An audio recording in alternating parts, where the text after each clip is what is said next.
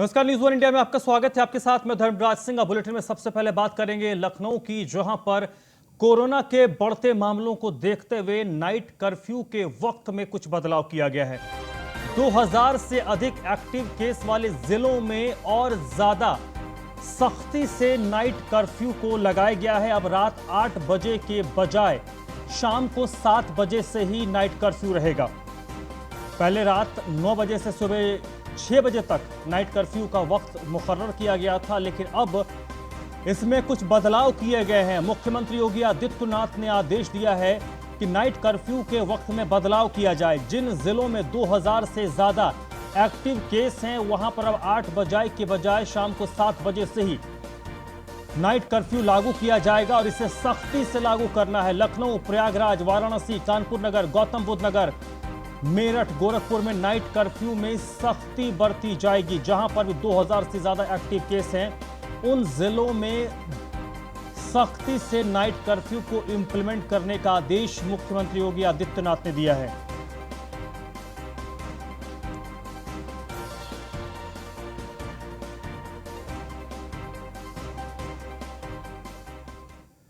तो इस वक्त एसके वाजपेयी मेरे साथ लखनऊ से जुड़ चुके हैं। इसी पर ज्यादा जानकारी के साथ, मुख्यमंत्री ने एसके वाजपेयी क्या कुछ निर्देश, क्या कुछ आदेश दिया है? क्योंकि जो रफ्तार है कोरोना का वो थम नहीं रहा, लगातार मरीज हैं वो सामने आ रहे हैं और उसका नतीजा यह है कि एक्टिव केस भी अब लगातार बढ़ रहे हैं।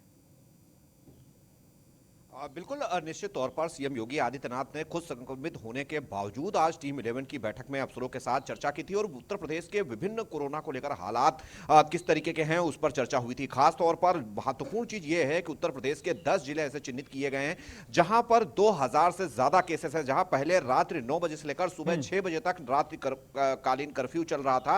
अब उसका समय एक घंटा बढ़ा दिया गया है। मतलब अब वो रात में 8 बजे से शुरू हो जाएगा और सुबह 6 के बजाय 7 बजे तक चलेगा। तो ये 10 जिले हैं जिसको लेकर मुख्यमंत्री योगी आदित्यनाथ ने निर्देश जारी कर दिया है और साथ ही साथ में इन जिलों में जहां कर्फ्यू जो होगा वो रात्रि 8 बजे से लेकर सुबह के 7 बजे तक रहेगा। तो ये वो समय है जिस दौरान ये रात्रि कर्फ्यू के जो दिशा निर्देश हैं वो लागू रहेंगे इन जिलों में। इनमें वो सभी जिले शामिल हैं जिसमें 2000 से ज्यादा केसेस हैं। अगर हम जिलों की बात करें तो लखनऊ, कानपुर, प्रयागराज, वाराणसी, नोएडा और मेरठ जैसे जिले इस कहीं ना कहीं इस श्रेणी में आते हैं जहां पर 2000 से ज्यादा केसेस हैं। साथ ही साथ इन जिलों में बाकी चीजें भी सख्ती से पालन कराने के निर्देश मुख्यमंत्री योगी आदित्यनाथ की तरफ से दिए गए हैं, जिसमें मास्क, सैनिटाइजेशन और उसके अलावा सोशल डिस्टेंसिंग का पालन करना अनिवार्य तौर पर शामिल है। मुख्यमंत्री योगी आदित्यनाथ ने यह भी कहा कि लोगों को जागरूक किया जाए कि लोग जो दिशा निर्देश हैं, जो गाइडलाइंस हैं, उनको फॉलो करें। अगर बावजूद इसके कहीं पर ऐसी स्थिति आती है तो प्रवर्तन की कार्रवाई भी की जाए।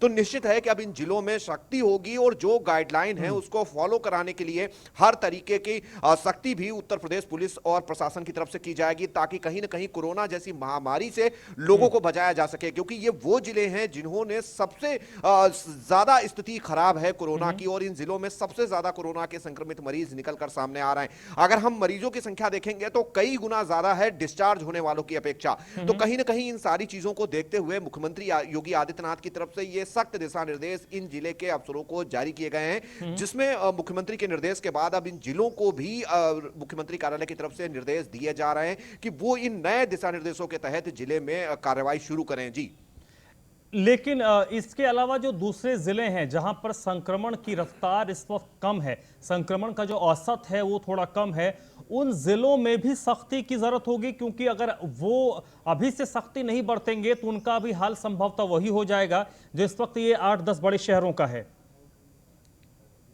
बिल्कुल निश्चित है, क्योंकि बड़ी चीज यह है कि अगर हम राजधानी लखनऊ की बात करें या फिर नोएडा, कानपुर, वाराणसी, प्रयागराज, ये वो जिले हैं जहां पर कहीं ना कहीं लगातार लोगों की गैदरिंग ज्यादा होती है। आसपास के जिलों के जो लोग हैं वो इन जिलों में निवास करते हैं, जिसको लेकर राजधानी लखनऊ में विशेष व्यवस्था की गई है। जहां तक जो छोटे जिलों की बात आप कह रहे हैं, छोटे जिलों का जो सवाल है, कहीं ना कहीं वहां पर भी अब सख्ती की जाएगी और हर वो संभव प्रयास किया जाएगा जिससे कहीं ना कहीं कोरोना को उन जिलों में भी बढ़ने से रोका जाए। चाहे वो सैनिटाइजेशन का काम हो, जिसको लेकर सभी विभागों को निर्देश जारी हो चुके हैं, जिसमें गन्ना संस्थान विभाग है जो कि अपने रिसोर्सेज के हिसाब से जहां जहां उसका क्षेत्र है वहां पर सैनिटाइज कराएगा। उसके अलावा जितने भी नगर निगम है, नगर पालिका परिषद है, उनको भी सैनिटाइजेशन कराने के निर्देश मुख्यमंत्री योगी आदित्यनाथ की तरफ से दिए जा चुके हैं। तो निश्चित है कि छोटा जिला हो या बड़ा जिला हो, हर सभी पर सख्ती समान रूप से लागू की जाएगी। जहां तक 10 ऐसे जिले हैं जहां दूसरे जिले के लोगों की, दूसरे प्रदेश के लोगों की आवक बड़ी संख्या में होती है, ऐसे जिलों में ज्यादा सतर्कता और ज्यादा सख्ती के निर्देश मुख्यमंत्री योगी आदित्यनाथ की तरफ से जारी हुए हैं। जहां तक लखनऊ का सवाल है, मुख्यमंत्री योगी आदित्यनाथ ने 5 ऐसे हॉस्पिटल्स को कंफर्म कर दिया है जो डेडिकेटेड कोविड हॉस्पिटल के तौर पर काम करेंगे।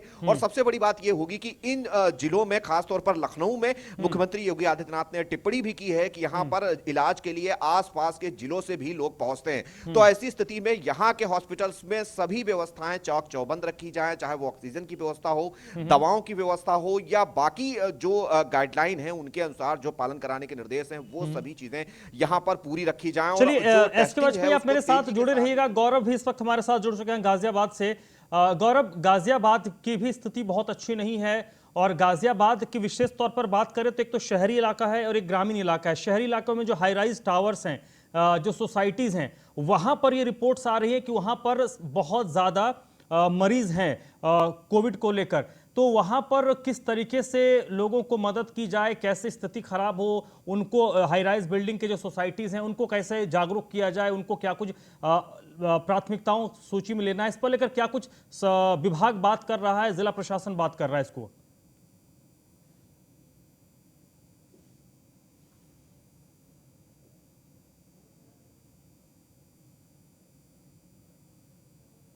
देखा गया था कि जब कोरोना के संक्रमण बढ़ने शुरू हुए थे और कुछ लोगों के घरों को सील भी किया गया, इस दौरान सोसाइटी के जो आरडब्ल्यूएस वाले अध्यक्ष होते हैं या लोग होते हैं, उन्होंने एक बड़ी संख्या में रोष पैदा कर दिया था कि भाई उस परिवार का या उस परिवार से संबंधित कोई भी लोग सोसाइटी में भी नहीं घुस सकता। और ऐसी वजह से यही कारण था कि इस बार अब तक लॉकडाउन या अब तक उन घरों को सील नहीं किया गया जहां कोविड के पेशेंट मिले, और जिसका बड़ा खामियाजा लोगों को इस तरीके से उठाना पड़ रहा है कि अब लोगों को पता ही नहीं चल पा रहा कि कौन संक्रमित है, कौन सा पास संक्रमित है। और इसी वजह से जो हाई राइज टावर है वहां पर भी कोरोना संक्रमण की जो दर है वो बढ़ती जा रही है। पहले तो लोगों को समझना होगा कि यदि कोई संक्रमित मरीज मिल जाता है तो आसपास के लोगों को पैनिक नहीं होना पड़ेगा, क्योंकि यदि पैनिक हो जाते तो फिर जो प्रशासन है वो भी नोटिस चस्पा नहीं करता। जैसे पिछली बार नोटिस चस्पा किया गया था और लोगों को बता दिया गया था कि इस टावर में या इस फ्लोर पर जो कोविड पेशेंट मिला है तो आप अपने घर में एहतियात रखिए। तो उसके चलते अब इस बार वो सब चीजें देखने को नहीं मिल रही है। वहीं दूसरी तरफ आज गाजियाबाद की आज की रिपोर्ट यदि बात करें तो कम से कम 526 लोग अब तक कोरोना संक्रमित आज पिछले 24 घंटे में मिले हैं। गाजियाबाद में जो आंकड़ा है वो लगभग 2000 के आसपास पहुंच चुका है। तो आप समझ सकते हैं कि ये आंकड़ा कितनी तेजी से बढ़ रहा है। बीते दिन लगभग 200 केसेस आए थे, उससे बीते दिन 150 केसेस आए थे और आज 550 केसेस, यानी कि कहीं ना कहीं संक्रमण की जो दर है वो बहुत तेजी से फैल रही है। और दिल्ली से चूंकि गाजियाबाद लगा है और लगातार आवागमन है, बाहर के लोग भी यहाँ पर काम आते हैं और यहाँ पर पहले चरण का आज मतदान भी है और इस मतदान में भी लोगों ने काफी कोविड की गाइडलाइंस का पालन नहीं किया है। उनको दरकिनार करके मतदान मांगना या वोट मांगने के लिए भी कैंपेनिंग की है। घरों में आज मतदान भी हो रहा है, हमने भी देखा वहां पर भी सोशल डिस्टेंसिंग बिल्कुल भी नहीं है। और सोशल डिस्टेंसिंग ना होना कोरोना को बढ़ाने का एक बहुत बड़ा कारण है और यही कारण है कि इस समय भी गाजियाबाद में संक्रमण की दर बहुत तेजी से बढ़ रही है। जी ठीक है। और गौरव, नाइट कर्फ्यू को लेकर किस तरीके की व्यवस्था है? क्या नाइट कर्फ्यू में सख्ती देखी जा रही? क्योंकि मुख्यमंत्री ने आज ये मैसेज दिया है तमाम अधिकारियों को कि सख्ती से नाइट कर्फ्यू को इम्प्लीमेंट किया जाए। जी बिल्कुल, देखिए सबसे बड़ी चीज ये है विजय कि गाजियाबाद में नाइट कर्फ्यू में सख्ती तो है। गाजियाबाद में जो प्रशासनिक अधिकारी हैं वो कहीं ना कहीं जो नाइट कर्फ्यू उसको इम्प्लीमेंट कराने में जुझारू तरीके से पुलिस प्रशासन लगता है, लेकिन सबसे बड़ी चीज ये है कि लोगों को भी समझना होगा कि कोरोना खाली प्रशासन के नाइट कर्फ्यू लगा देने से या प्रशासनिक अधिकारियों के जांच कर लेने से कोरोना खत्म नहीं होगा। सोशल डिस्टेंसिंग या फिजिकल डिस्टेंसिंग बनानी बहुत जरूरी है। आदमियों को मार्केट में जाना है तो मार्केट में गिनी चुनी भीड़ होनी चाहिए। आप देखेंगे खचाखच मार्केट भरे हुए हैं, हर तरह का सामान वहां पे लेने के लिए लोग भीड़ उमड़ रही हुई है, गाड़ियों में कई कई लोग घूम रहे हैं, तो कहीं ना कहीं इन्फेक्शन इस तरीके से फैल रहा है। और वही कारण है कि गाजियाबाद में आज 24 घंटे के अंदर 550 मरीज मिले। और ये जांच तब है जब जांच में भी चूंकि अभी प्रशासनिक टीम या जो डॉक्टरी टीम है वो मतदान कराने में भी व्यस्त है। तो आप समझ सकते हैं कि कल से जब आज मतदान खत्म हो जाएगा तब किस तरीके की जांच होगी और किस तरीके के रिजल्ट आ सकते हैं। जी ठीक है, आप मेरे साथ गौरव जुड़े रहिएगा। एसके वाजपेयी भी हमारे साथ लखनऊ से जुड़े हुए हैं। एसके वाजपेयी, इस वक्त शासन के सामने, स्वास्थ्य महकमे के सामने जो सबसे बड़ी चुनौती है वो है एक्टिव केस की संख्या। एक्टिव केस की संख्या को जब तक कम नहीं किया जाएगा तब तक आप मेडिकल फैसिलिटी को बहुत ज़्यादा आम लोगों तक पहुंचा नहीं सकते।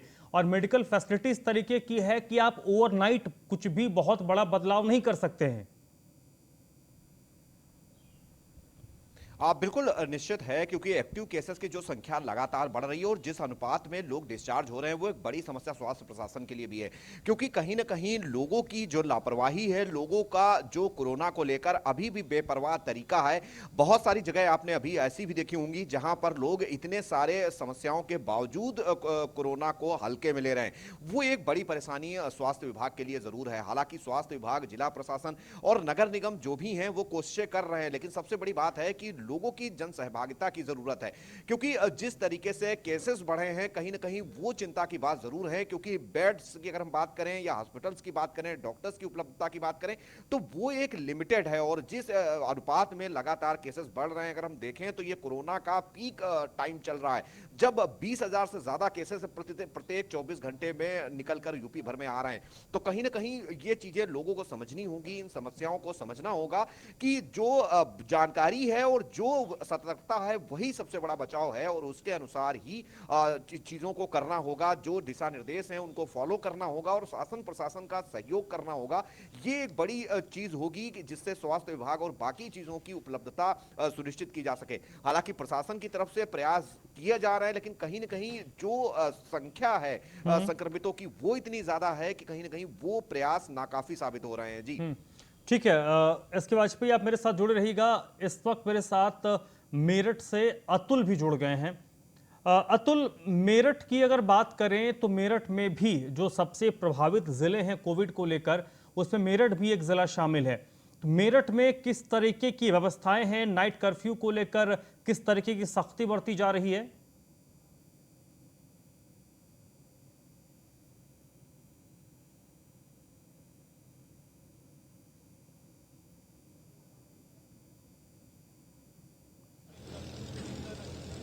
अतुल, आपको मेरी आवाज आ रही है?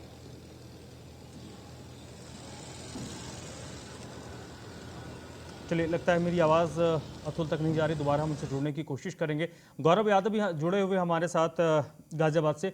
गौरव, गाजियाबाद की अगर बात करें, विशेष तौर पर जो शहरी इलाका है, दिल्ली से सटा हुआ इलाका है और ये इंडस्ट्रियल इलाका भी है, ऐसे में यहाँ पर कर्फ्यू या फिर अगर भविष्य में कभी लॉकडाउन की स्थिति पैदा होती है, जिसके आसार तो पूरी तरीके से लग रहे हैं क्योंकि दिल्ली में वीकेंड लॉकडाउन लग चुका है, तो ऐसी स्थिति में फिर एक जो बड़ी समस्या जो सरकार के सामने अगर खड़ी हो जाएगी कि आम लोगों के सामने रोजी रोटी की दिक्कत खड़ी हो जाएगी। जो छोटे छोटे लोग हैं, जो रोज कमाने खाने वाले हैं, उनके सामने एक बहुत बड़ी समस्या खड़ी हो जाएगी।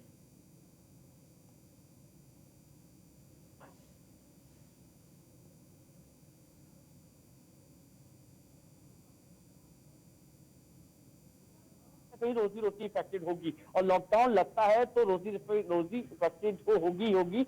लेकिन सबसे बड़ी चीज ये है कि यदि ये वीकली लॉकडाउन लगता है, यानी कि वो चेन, डॉक्टर से हमने बात करने की कोशिश की, उन्होंने लगातार एक ही बात कही है कि ये चेन टूटनी चाहिए। यानी कि आप लॉकडाउन, संपूर्ण लॉकडाउन लगाकर हफ्ते में कुछ दिन का लॉकडाउन हो जाए। जी, चलिए, गौरव आप मेरे साथ जुड़े रहिएगा। अतुल हमारे साथ जुड़ गए हैं। अतुल, मेरठ में क्या हाल है? मेरठ में जिस तरीके से केसेस आ रहे हैं उसको लेकर व्यवस्थाओं को कैसे दुरुस्त किया जा रहा है? देखिए धर्मराज, मेरठ के अंदर लगातार जिस तरह से कोरोना की संख्या बढ़ती जा रही है, लगभग 366 मामले सामने आए हैं और 4 मृत्यु भी हुई हैं। उसी को लेकर के जो स्वास्थ्य विभाग की टीम है उसमें हड़कंप मचा हुआ है। सबसे बड़ी बात यह है कि सीएमओ का कहना है कि जल्दी से जल्दी सभी को स्वस्थ होने का आश्वासन दिया जा रहा है। और उनके लिए जिस तरह से लगातार जो समस्या है, जिस तरह से कोरोना बढ़ रहा है, उसी को लेकर के मेरठ के अंदर जो प्राइवेट अस्पताल है उन्होंने सरकारी में तब्दील किया जा रहा है मुख्यमंत्री के आदेश पर। जिस तरह से जो सरकारी अस्पताल में जगह ना होने के कारण जो समस्या बन रही है, प्राइवेट अस्पतालों को भी वहां पर लोगों का कोविड को लेकर के इलाज चलेगा, उसी को लेकर के सीएमओ का कहना है कि लगातार उनका प्रयास जारी है। जितने भी प्राइवेट अस्पताल है सभी को उन्होंने पत्र लिख करके और सूचना दे दी है कि अगर इमरजेंसी पड़ता है तो आपको भी इसमें सहयोग करना होगा। सबसे बड़ी बात ये और है कि मेरठ के अंदर लगातार जिस तरह से कोरोना के मामले बढ़ते जा रहे हैं, पिछले 24 घंटे में 366 मामले भारी संख्या में सामने आए। इसी चलिए अतुल, बहुत बहुत शुक्रिया आपका। गौरव, आपका भी बहुत बहुत शुक्रिया। एस के वाजपेयी, आप मेरे साथ बने रहिएगा। तो ये अलग अलग शहरों में की स्थिति क्या है, ये इससे हमने आपको वाकिफ करवाया। और अब बात कर लेते हैं यूपी बोर्ड की परीक्षाओं की, जिसको लेकर एक बड़ी खबर है। 10वीं और 12वीं की परीक्षाओं को स्थगित कर दिया गया है। तो यूपी बोर्ड की परीक्षार्थियों के लिए एक बड़ी खबर है, उनके अभिभावकों के लिए बड़ी खबर है। सीबीएसई ने 10वीं की परीक्षाओं को कल ही रद्द किया था और 12वीं के बच्चों की जो परीक्षाएं हैं उसको एक्सटेंड किया है, यानी कि जब स्थिति सुधरेगी उस पर फैसला लिया जाएगा। लेकिन 10वीं के बच्चों को प्रमोट किया जाएगा 11th में, अब उनकी परीक्षाएं नहीं होंगी। उसके बाद यूपी बोर्ड को लेकर ऐसी बात हो रही थी कि आखिरकार यूपी बोर्ड क्या कुछ फैसला लेता है। तो फिलहाल उत्तर प्रदेश बोर्ड की जो 10वीं 12वीं की परीक्षाएं हैं उसको स्थगित किया गया है। मुख्यमंत्री योगी ने बड़ा फैसला लिया है और संक्रमण को देखते हुए नई तारीखों पर भविष्य में विचार किया जाएगा। एस के वाजपेयी मेरे साथ जुड़े हुए हैं।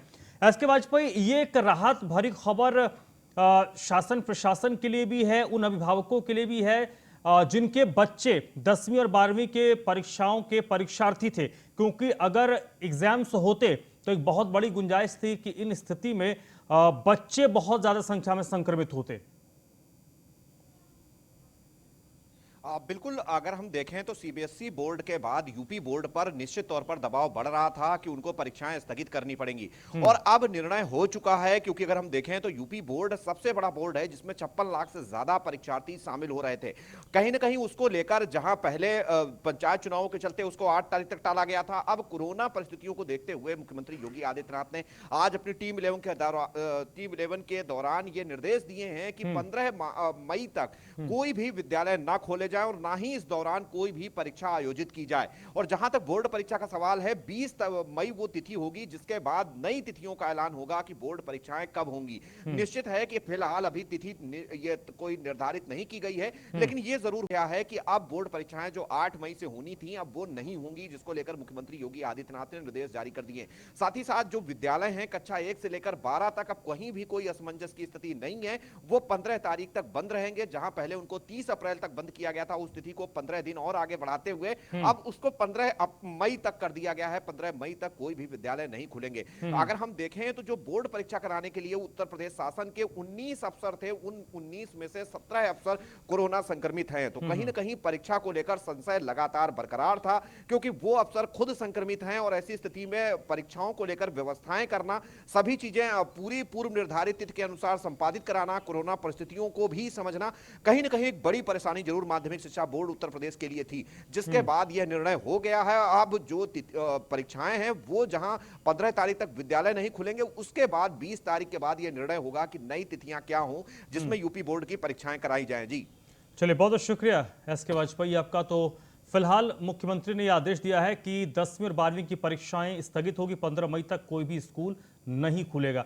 हालांकि इस मामले में क्या कुछ कहना है उप मुख्यमंत्री दिनेश शर्मा का, वो सुनवाते हैं। हाई स्कूल इंटरमीडिएट की परीक्षाएं हैं, बढ़ते हुए कोरोना के संक्रमण को देखते हुए 20 मई तक हमारी परीक्षाएं स्थगित कर दी जाएं, जिसको उन्होंने स्वीकार किया है। अब हाई स्कूल और इंटरमीडिएट की परीक्षाएं 20 मई तक उत्तर प्रदेश में स्थगित की जाती हैं। 56 लाख के आसपास विद्यार्थी इसमें बैठने वाले थे और 8 मई से ये परीक्षाएं प्रारंभ होने वाली थी।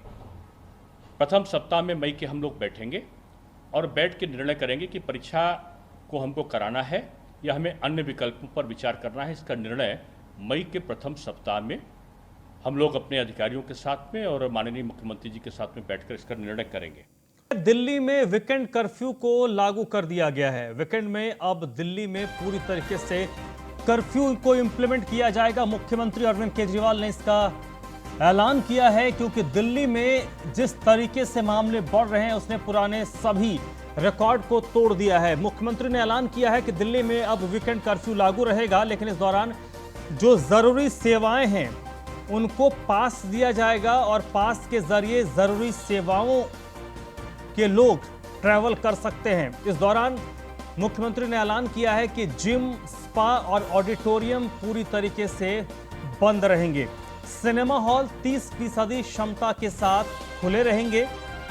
सोमवार की रात से लेकर सोमवार सुबह तक ये वीकेंड कर्फ्यू लागू रहेगा। हालांकि इस दौरान रेस्टोरेंट में बैठकर खाने की इजाजत नहीं होगी। शादी के लिए कर्फ्यू पास लेना होगा।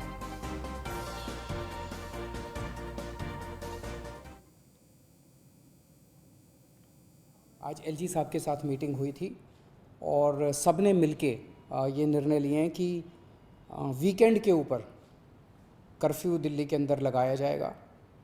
इसका कारण ये है कि लगभग हफ्ते के दौरान, वर्किंग डेज़ के दौरान आदमी को अपनी कमाई करने के लिए जाना होता है, आदमी को अपने काम पे जाना होता है।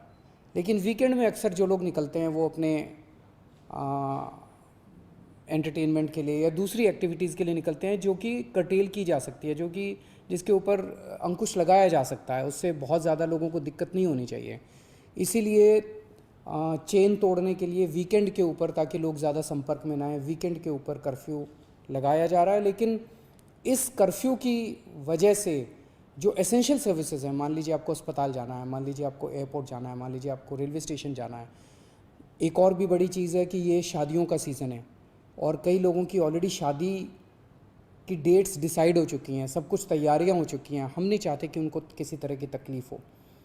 ऐसे लोगों को जो एसेंशियल सर्विसेज हैं और ख़ासकर जो शादियां हैं, उनको हम कर्फ्यू पासेस दे के उनको अलाउ करेंगे, उनका मूवमेंट हम अलाउ करेंगे। वो कर्फ्यू पासेस के अप्लाई कर सकते हैं और उनको जल्द से जल्द बिना किसी हैरेसमेंट। तो दिल्ली में वीकेंड कर्फ्यू को इंप्लीमेंट कर दिया गया है। शुक्रवार की रात से सोमवार के सुबह 6 बजे तक दिल्ली में कर्फ्यू रहेगा एसेंशियल सर्विसेज के लिए। हालांकि पासेस के जरिए वो ट्रैवल कर सकते हैं। गुलशन इस वक्त मेरे साथ जुड़ चुके हैं। गुलशन, दिल्ली में जिस तरीके से केसेस बढ़ रहे थे, बड़ी संख्या में लोगों की भी ये मांग उठ रही थी कि दिल्ली में कम से कम वीकेंड कर्फ्यू को तो इंप्लीमेंट कर दिया जाए। हालांकि कुछ लोग 2 कदम और आगे बढ़ गए, तो उन्होंने कहा था कम से कम सप्ताह 10 दिन के लिए तो सख्ती से लॉकडाउन तक लगा दिया जाए। जी बिल्कुल, आपने सही कहा। इस समय जो सबसे बड़ा फैसला दिल्ली सरकार ने लिया है वो फैसला है मॉल, सपा, जिम बंद रहेंगे और साथ ही शादियों के सीजन को देखते हुए जो शादियों में शिरकत करना चाहते हैं लोग, ऐसे लोगों को कर्फ्यू पास अलाउ किया जाएंगे और साथ ही वीकेंड के मौके पर कर्फ्यू रहेगा पूरी तरीके से। और जो सिनेमा घर है उसमें 30% सीटों के साथ ही वहां पर अनुमति होगी सिनेमा जाने की। लेकिन जिम, सपा, मॉल इनको बिल्कुल